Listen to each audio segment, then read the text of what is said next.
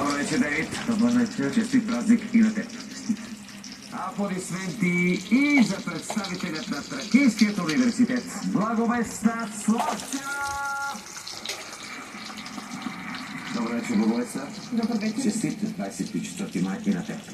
Последният участник за днес ще бъде представителят на Югозападният университет Йордан Стоянов.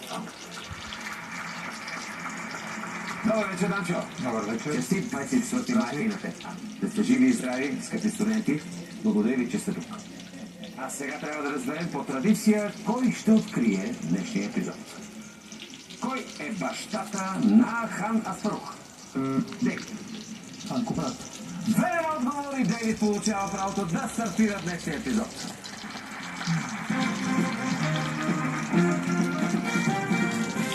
А сега да видим какво ви е приготвил компютърът за днешния празник като сфери на познание. Ето ги тях. По пътят на Кирил и Методий. Духовност по българските